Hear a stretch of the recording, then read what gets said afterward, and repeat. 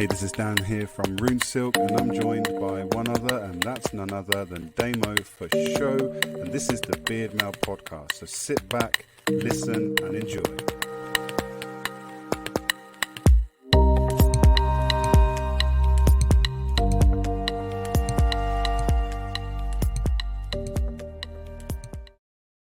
One other and none other than Daniel Jones and Damo for show. Welcome to the BeardMail podcast. Hello, Daniel-san. Buenos dias. Oh, that's all foreign. Look at you. You've been on holiday or something? Nah, I just decided to just say hello in a different language today. Next time I might even say hello in a different language. Why not, eh? I'm very impressed that we're 47 seconds into the podcast and you haven't mentioned food. Well done. So I went to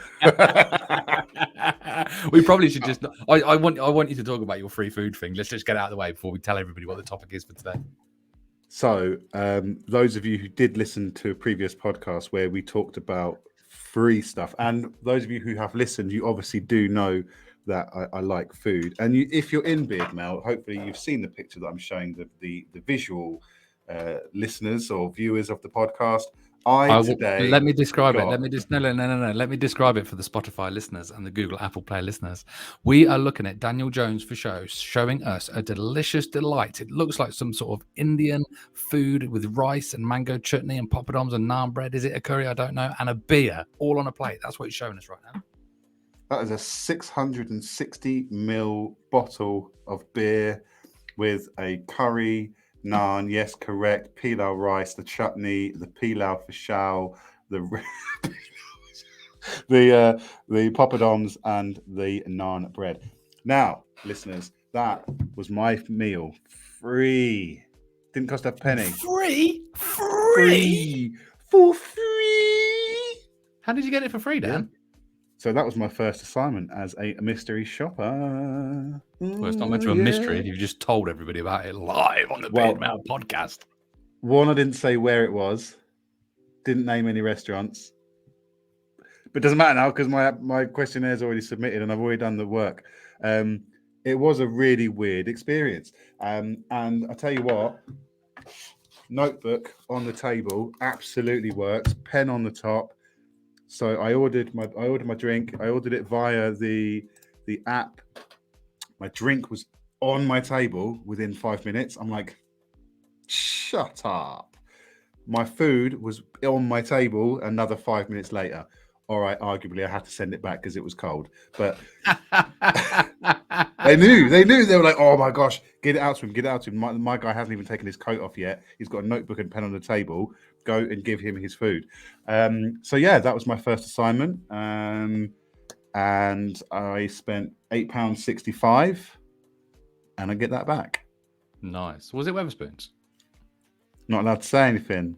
It looked like it was Wetherspoons. The story sounds like it's a Wetherspoons story. I mean, it is Thursday. Well, it was a Thursday for the meal. And we know that curry club's on a Thursday for some pubs. I didn't know that. So thanks for letting us know. Did you blatantly just walk in there and go, "Hello, everybody. I'm Dan from Rune Silk, and I'm mystery shopping today. Give me just your best shady." Did you tell him? You told him. It's when you walk in, you're like, you stuck out like a looking at absolutely everything like that with a pen and paper. I tried to be as blasé as possible, incognito. I even sat at my table playing Pokemon Go. I think the giveaway is that there's not many people in there on their own. There's a few oldies, but like when man then with the big beard walks in, looking all fresh and fly on his own, they're looking at him and going, "There's no chance he's coming in. He's waiting for a mate. Oh, his mate's not turned up. Oh, he's ordering for one." Yeah, he's definitely got. Well, you're not 65. Getting the pension is special today, sir. What is your game? But it was cool. Like, I don't mind eating on my own, so I enjoyed it. I can't wait for the next one. Well done, Dan. I'm very pleased. And we boxed it off before 5 minutes of this podcast because this podcast today is to talk about, not about food, is to talk about Handy Andy. No, it's not. If you don't know what that is, you don't know and you'll never know. It's to talk about grooming. I'm not talking Jimmy Savile. I'm talking like... Oh, I'm out. Oh, I thought it was... No, I'm talking like grooming, Dan. We're talking. It's the BeardMail podcast. We're all about male grooming, yeah. Male grooming. We're talking about brushes and and combs and general. I wanted to talk about combs because I got this really cool one here. But you said more about like the delights of enjoying the brushing. So I thought, let's do that. Let's talk about male beard grooming. Or we could just spend the next 25 minutes just brushing our beards into the mic. Yeah, you need to get into the mic because the Spotify people are not going to be able to see. I don't know. So I don't know if people can actually hear that. Oh. Hear me now. Yes. So that's the ASMR element of the show out of the way. Yes, got one. Yeah, no, absolutely. It's a great grooming. I mean, my wife hates it when I do sit there just combing or playing with my beard because it does pull the loose ones out and they do just fall on the floor. And she's like, "Your beard is so long, I can spot your loose beard hairs from across the room." Like, it's not like when you've got a short beard and you can get away with like sitting there getting all those loose hairs out. You know, when you've got the 8-inch, well, Damo's even bigger. You know, just they're the kind that tangle up the hair, the Hoover, right? But no, many benefits. Not just benefits for the beard, but I actually, for those of you who do see, I think beard grooming is cathartic. Yeah, but I also think it's maybe overlooked slightly. I think there's a lot of people out there that don't maybe realize the benefits of actually just brushing through the beard, you know. Philosophical. Do you think deeper? Do you think deep, man? It's quite nice, isn't it? It's quite a nice feeling, for one. And two, obviously, you can really get those. The bit that I'm always scared to do, though, is that bit.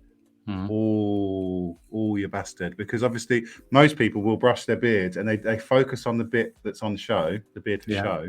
For sure. And they don't necessarily go, like for me, I don't shave my underneck. So I've got quite the beast under here. Yeah. That bit, I'm scared to even go any further because I personally am guilty of not brushing underneath here as well. But you should. Absolutely should. I'm going to cry on a podcast. I think it absolutely depends what you're brushing with, Daniel. How many brushing implements, and that includes combs and other bits, how many do you own? 783. I don't mean stock for room to that you said. Sorry. Okay. So I think it depends on my go-to. So probably 3 different types that I use throughout the course of the week, the day, or whatever. Sometimes it depends. Like, it really depends on how long my beard is. Like, you just pull a pube out. I've just pulled some out of this. I just thought I'll get some of the implements that I use and we can talk about them. And this that brush you've got there is those kinds of brushes are cool. I actually, do you know what? I really, as much as combs are cool and handy and slip in the pocket, the brush you've got there is mega. Well, I actually, I mostly just used a wide tooth comb. I don't comb throughout the day, and I'm one of them people that doesn't get what you're talking about, really. I literally only comb when I'm getting prepared because I put mine into a knot. That means that I can't comb it because it's just, you know what I mean? It doesn't work. Yeah. So I actually have been using this. This is a handmade wooden comb from the Woodsman Knowles, actually, and I've been using this for years and years and years. But I do know that when you've got a shorter beard, you're better off to have a little brush. But I haven't had a little brush, you know, like this, like a shoe brush, broad bristle brush. I haven't had one of them or used one of them for a long time. But I did get this from Audacious Beard Co. They sent me this one for free, and I like how it feels and that. But I do think maybe that does pull some of the hair out, whereas a wide tooth comb doesn't really pull it out. That said, do you remember the days of Johnny Smith, the first man to do the ox horn stuff? Do you remember Johnny Smith? No, I don't. Johnny Smith used to make handcrafted ox horn little combs, and he was a tashio guy, and he had little ones just for his tash. I saw them. Yeah, yes, saw the mini ones. But he packed up shop doing that. But now you can get ox horn ones, and ox horn, because it's, I believe, made of hair keratin and stuff. It's very good for your hair, less static in that. I've never tried a carbon one, so there's loads of different sorts. Have you ever tried a carbon one? Graphite is the word. The graphite ones. Yeah, graphite ones are quite good for anti-static. I'm sure my missus has still got one in. We have a box with hairbrushes and stuff in it. I mean, I live in a house with 3 girls. Women, 1 girl. So you've got women. Loads. Well, you'd think, right? Can I ever find a hairbrush when I need one? I mean, I've got long hair, right? I can never find a hairbrush when I need them. Showed this to my daughter when it arrived, and she was like, "Oh, that's nice." I was like, "Don't look at my comb. This is strictly my comb." Beard-related produce. Doesn't matter. Doesn't matter. It will end. One of these is definitely now in her room for show. Do you use the same Oxhorn. stuff for your beard as you do your hair? Because we should take our hats off right now because I have long hair as well now. This is the longest I've had my hair. Look. Oh, so you're again long. So this is when we talk about the brushes. I actually sometimes if my beard's quite knotty because I have quite a curly beard. You've got to remember as well. Look, different beard. Any one guide is not good for any other person, right? If you've got like my beard, for those who are watching, if you look at it, I've got what's called beta pleated sheets. I don't have straight hair, so Damo's hair is quite straight. I've got. Dan, I'm gonna zoom. I'm gonna zoom in because if you're on Spotify, I'm sorry, but this is some excellent content going out for YouTube. Look at that. So it's actually proper curly. I actually forget if it's beta pleated sheets or alpha helix. I did this stuff in science. There's a difference between straight hair, and I don't know if alpha helix is actually curly. So my beard is actually really, really springy. So if I pull it, it just bounces back pretty much into place. So sometimes I have to take the brush and get in the hard workout bits first before applying the comb. So I actually have a 3-phase process almost where I brush, then I comb. Then if I'm feeling particularly spicy, that's when I might use something like a boar bristle. Boar bristle brushes aren't very good at detangling beards. They're good for fine tuning over the top. They're good for little beards as well. They are good for little beards. Like, so for example, this comb that I'm using now, which is the sandalwood and the oxhorn comb, which is the new rune silk comb, it might be available to buy by the time. I knew there's going to be a secret plug in there for something. Has to be a secret plug. Might be available to buy, but I haven't taken any pictures of them put on the website yet because I'm just being a bit lazy. And I've just dropped the aftershave balm. I can't just drop. Oh, there we go. There's a plug for the aftershave balm. T-shirts are also going to be available too. Anyway, so this actually goes through my hair quite well. I'm not really feeling massive tugs. I've had it up all day. It's not amazing. I mean, obviously, I do get the pull. Look at that. That is a don't let this guy in the club face right there. I feel like Derek. So the long hair, obviously. Check, still at mess. Long hair, don't care. Dan, I'll tell you what, we're supposed to be talking about brushes and combs, and we've just literally played with our hair in front of the camera. Why not, right? Hey, this is totally impromptu. So those of you who think we spend ages planning these podcasts, we do really spend ages thinking about how much we haven't planned it. Yeah, and then we go, oh, I know. We can probably spend ages we can just crack on and have a good time. But I think, with combs, there's no real right or wrong answer. Some people, it's a preference thing, really. I mean, some people like to have reduction in plastic, so they go for the wood. Some may argue, well, so you're cutting down the tree to make a comb. I'd probably prefer plastic. It's the argument's quite interesting. Someone said to me, "Oxhorn, isn't that like ivory and stuff?" And I was like, "No, well, in Far East Asian places." They don't necessarily have cows like we have cows. They have oxes and and that sort of thing. So the horn is a byproduct of the meat. They might as well use it. So it's actually using more of the animal. If your combs are bought from sustainable sources. So really, then, technically speaking, if you were going to be all environmentalist and that, you should properly go for a wooden one because obviously tree grows back, but an oxhorn ain't going to go back, and plastic's going to be bad for the ocean. No. If you really want to be environmentalist, you would go deep sea diving, and you would go and find a fish skeleton, use that because anything you use, there's always an argument for or against the environmental benefits or damaging prospects of anything. Any argument for anything. Again, the wooden one, yeah, great. I don't know how long sandalwood trees take to grow.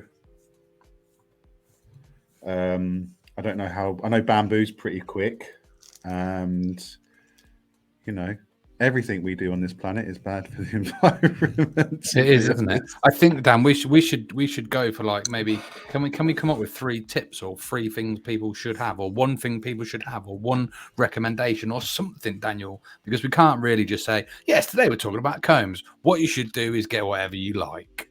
Or is that the tip? That's the tip? That's it. No, I think the tip is look, you can pick up combs for as little as £3.97. It's worth experimenting with different types, and then you find one that you really like. I mean, look, there's a great thing about combs is that there are some expensive combs out there, and some of the carbon ones are expensive. Oh wait, I like that. But a lot of combs are cheap, but I think every man with a beard should have some kind of comb. If you haven't, what are you doing? Consider the ramifications of not owning a comb, and the ramifications of like how bad would your beard be if you didn't give it a little work through? It would get tangled and messy and rubbish, would it? Or would nature do its thing and it would survive? I don't know. That's a good point, actually. I don't know. No, well, again, my beard gets really matted. My hair gets really tangled. My beard gets really tangled. Whether I have amazing product in it or not, it just gets tangled. Mine doesn't. It's just really fine. We have different beards. Exactly. So we have 2 completely different beardos for show. Hold on.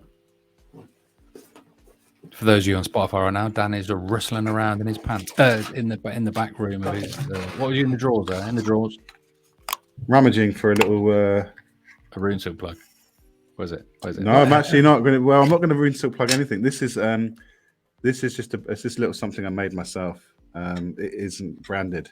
It's just something that I played with, and I'm going to put some in my face while we comb. Just for a online visual bit of magic. I'm always playing with stuff, Damo, whether it's a product that I've got out there. Most people say to me, do you wear your own products? I'm like, yeah, and sometimes I wear stuff that I make that isn't my products, but I still make it. So I'm just going to do a little online presentation of what I might do if I'm trying to style my beard and using a comb. I use what I call the palm over palm technique. Oh yeah. Do you use that on anything else? Well, especially this sort of grip on it. Yeah, that's how I learned. Grip. That big wide 1.7% grip of mine. Oh, there it is. So with the balm, for example, and again, everyone, this is the thing, isn't it? I'm not going to sit here and teach you how to put beard products on your face. Like, a lot of people kind of say, this is how you should apply beard care products. This is how you eat a fuck off, right? It's like, look. Boom, we had a swear word on the BeardMail podcast. It's like, look, if you want to apply product, I always find for a balm, for me, I'm just going to apply it over the top. Like, I've done oil today. Oil's been on the face. This is a finishing product to make my beard look absolutely outstanding. I'm talking competition grade flex, not for a natural competition, obviously, because natural ones you can't use all the finer stuff. I forgot how nice this one smells. What is that, Dan, that you're putting in, by the way? It's something I played with a little while ago. Say again? Is it homemade balm, or is it a butter, or what is it? It's a homemade balm. It's a homemade high wax Canorba wax balm that I was playing with a long time ago. Canorba wax? Canorba wax, yeah. What's Canorba? Canorba wax. I don't know how to pronounce it. It's a vegan alternative to beeswax. It's a plant-based wax. It was just quite a nice little product I put together. I did actually give away some of this. It smells a bit like vanilla Coke. I did ages ago. I was playing around with it, and I did a bit of a giveaway on the interwebs. It's a combination. I'm not actually going to tell the combination of essential oils in it because I may still release it one day. And then look, I'm just finishing it off, not teaching you really how to use styling product or the comb, but look, a little bit of balm, a little bit of tidy flex. I'm ready to walk out the door like, oh, hold on. Screenshot that, please, for me, Damo. Yeah, that was a nice little demo pose, that was. You're going to be too late to get that in for today's competition, though. No, actually, you've got 20 minutes. You'll be fine. Precisely. All right, take a screenshot. You'll be fine. I would suggest to people that if you are going to go and get a comb, I do like the oxhorn comb. I hadn't actually genuinely considered that it is from a dead animal. I did not have the connection. When I hear the word oxhorn, I just think Johnny Smith, lovely guy. I hadn't actually considered that, so now I feel a bit bad about having it. But it is very good, and it does slip through nicely. And then I do have this because it's wooden and sustainable, and I like it because it's got my name on. And I did have one of these as well. Right, this is more for my hair. I find that does tangle in my beard a bit, and it can cause a bit of damage. I would just be very careful of. Is that what it is? Be very careful of emotional damage, not emotional damage, but damage. Like, be very careful when you're brushing your beard because you don't want to pull too many hairs out. A couple will fall out naturally, but you don't want to pull too many out, do you? So if we are talking tips, the brush that Damo had, if you just put that for the camera again, that's a curling brush. So what I tend to call that actually for bearding is the reverse curl. So quite a lot of people when they go for it, and especially when we were going through the mask wearing phase, a lot of people say it's not necessarily mask wearing. They get the dips in the beard, where their beard just sort of goes in a little bit, a bit of a wavy one. Those, if you reverse against the dip and pull straight, you can actually use those combs to reverse the dipping of a beard. So if you did want tips, and you have beard that dips in, those round head circular brushes or curling brushes are really good for getting those dips out. Use a bit of balm, a bit of product or something, and just tease it over the top. So you'll go back over itself rather than curling as you might think to curl. You reverse, you go against the curl and straighten out over the beard. I used to suffer from it really badly, and sometimes I still do get the big curl in there, the dip. As I was growing out, these bits here, I had some horrendous flicky bits that curled the wrong way there, and I tried to curl them and blow dry them and push it all down. And you can fight it as much as you like, but the real resolve over time is to just let it be longer and heavier and fall down itself. It takes time, unfortunately. Yeah. So. Brushes, Dan, brushes and combs. We didn't really talk about mustache combs, and also, there's loads of places to buy them from, whether you're on eBay or Kent Combs or Beard Brands. Amazon is really good. I can't believe that I got this one off Amazon. It was actually really good.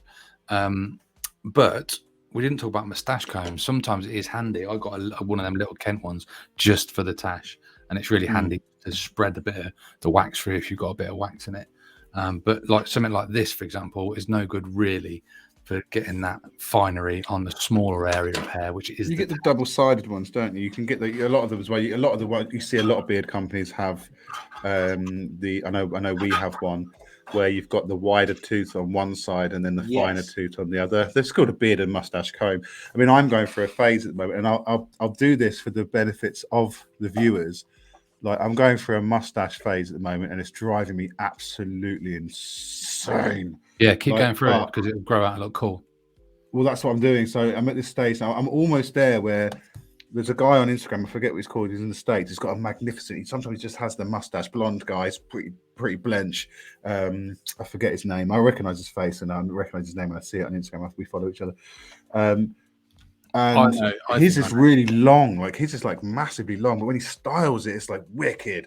So I'm getting to that phase now where I can almost pull the middle to the outsides, and I'm achieving something finally. It is a beautiful thing. I lack massively in the tash game situation. I just don't. It's just too thin and fine and whispery, even like these little whispery bits. And I haven't cut this for ages and ages and ages. I just don't have those blessed genes. So if you do have those blessed genes, it is a blessing and a curse, because I do think there's a tash to beard ratio that you should be adhering to, and it looks way better when you have a bigger tash. Certainly as your beard gets bigger, I think if you are still cutting it off your lip, I think you've missed a trick, because I personally, although I know tash in your mouth and in your lips and in everything you're eating and kissing is a pain in the arse, a tash in the arse, it just looks really, really good when you get it going, good. And I think actually I think you'll get there, Dan, but I think when it gets big enough, it does stay over there in the sort of training Stuart Moore. It's getting that middle bit. It's getting that middle bit to align. And I've actually been training it with hair pomade. Hair pomade. So rather than a wax, because rather than using a wax, I mean, I get there's some really wicked mustache waxes out there, but they just piss me off. And it's probably one of the reasons why I've not yet released a mustache wax, because I'm like, they are hard work. And I'm just thinking to myself, surely there's got to be a better way. So my son, I do my son's hair in the morning. I give him a wicked style every day. And I was like, I looked at it and I was like, ooh. And I put it in my tash, and I'm like, that's better than any tash wax I've ever used. It gave it a bit of moisture, allowing to flex it, and it holds as well. Like, you know, I've apart from the bit of balm I've put in today, I haven't styled my mustache since this morning using some of the pomade.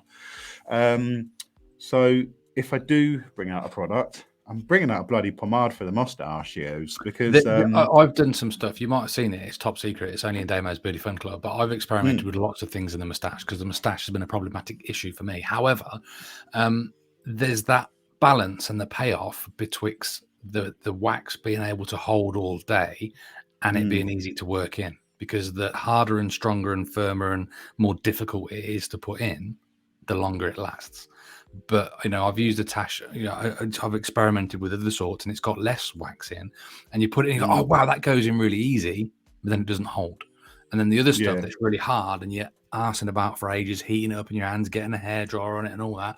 And it's just too much hassle. I get it. It's a lot of hassle. The tash wax game is not an easy game to play. But when you are on, do you know what we should do? We should get some Tashio fellas on. We should get them on and get them on the show. But when you're playing the Tashio game, there's a lot to it. There's a lot more hard work. I think if you can be blessed, like look at the likes of like Lewis Monkey Aylmer, he's just got this massive tash, and you can just with water, you can just put a bit of water and comb it, and it's fine because it's that big and trained. Whereas for me, the tash area is just a little bit meh. For me, it's challenge. It's challenge. It's the challenge, and I think it's the level up. I mean, you know, you get to that point where you're like, okay, I grown a beard. Like I think I've reached near beard optimum length where I don't need to necessarily go much bigger than this. So the only thing next for me is to just kind of go, all right, cool. What's next? A proper wicked stash. Like, you know, I've spent time growing the beard. I've groomed the beard. I've looked after it, cared for it, trimmed it, put only the best products in it. Let it go grey. Let it go grey. Yeah, well, I am going to dye it for OPs. Which is only a few weeks away, Danielson. It's literally less than a month away now.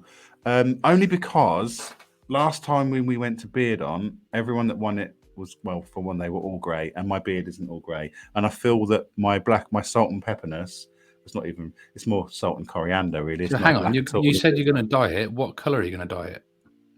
Just going to go brown. Oh, I thought you were suggesting there that you're going to join the grey boys and try and get in. No, I think my problem is at the minute is I'm so in the middle of having like a nice coloured beard and being a grey and having an awesome coloured grey beard.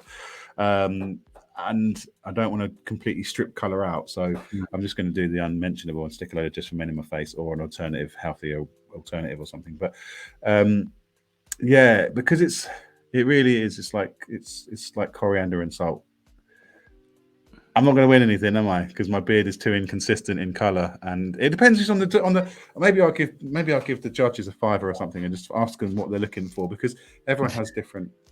What do you want in a beard for the competition? Is it just girth? Is it girth? I've got pretty good girth on the beard, you know. Pleasing the judges on the day. I can tell you what not to do. Don't get hammered and pull your pants down. Yeah, don't do that. Give them a sticker, maybe, you know, or that's a solid Matt Ward tactic. And it works. It does work. When I first entered my first beard competition, and sorry, Matt Wall, I didn't know who you were really then. Who is it? No one knows who Matt Wall is. Who is Matt Wall? I don't know who you are now, let alone then. And I heard this sticker technique is a classic Matt Wall technique, and I'm like, well, actually, I did it before I knew who Matt Wall was, so now it's my techers. All right, I did it. I won. Came second, actually. They always like it when you come second, don't they, Dan?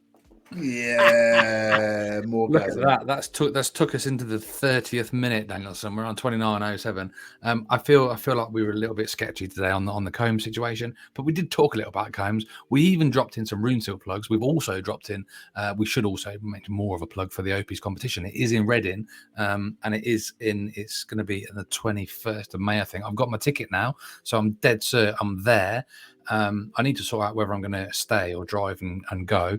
undecided yet. But yeah, that's happening soon. So it'll be lovely to get to see everybody because there's loads of people going to this. There's going to be food, there's going to be beer, there's going to be beards, and talking about tashes and stuff. And maybe we could give some BeardMail stickers out, Dan. That'd be cool. 100%. Well, I can't exactly go and represent Rune Silk on a mass scale at another Brothers Beard comp. That would be really naughty. I know, I think that a BeardMail sticker would be all right, though. But BeardMail's different, right? BeardMail's different. There's no hard competition there. We're not poaching customers. Although I am going to 100%. Sorry, Jamie, I am definitely wearing one of these.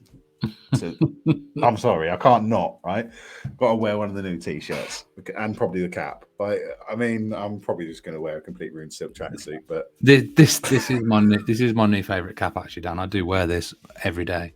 They're nice caps, man. They are good quality caps. They're nice caps. My neighbour, I did one. I did one for my neighbour. Some of you guys might have seen it on the Instagram. He's one of the first ones I did with the Westers on the peak, and he'll say, I'm not being rude. He says I've got a massive head when it comes to wearing caps. Great big head. He's got a big head, and he said that he said actually these caps fit my head really well.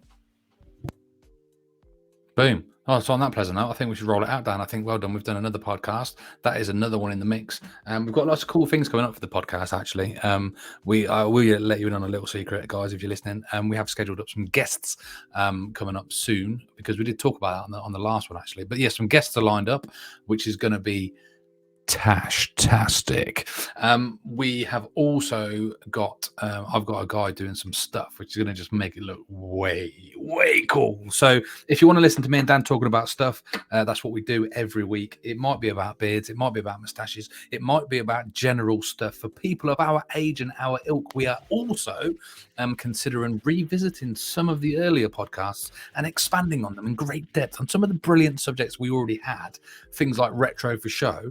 Like there was loads of stuff we didn't talk about. Films, there was loads of stuff we didn't talk about because we just ran out of time. So we could be revisiting some of that. We could be just listening to who else is in Dan's office. Who's that? Get him out. Tell him we're doing a professional podcast. God damn it. That's why I muted the microphone really quickly in the hopes you wouldn't hear them. I heard them. So anyway, that's it. That's another podcast. Thank you very much, everybody, for listening. If you don't know about Randy Handy Andy, then you're missing a trick, and we're not going to tell you because you need to find out how to find out. Some people are getting some free turf, and some people ain't. That's all I'm going to say. Let's play it out, then. Let's say bye-bye for now. Hello, bye. Thanks for listening, guys. Take care. See you in a bit, Dan. See you in a bit. Bye for now.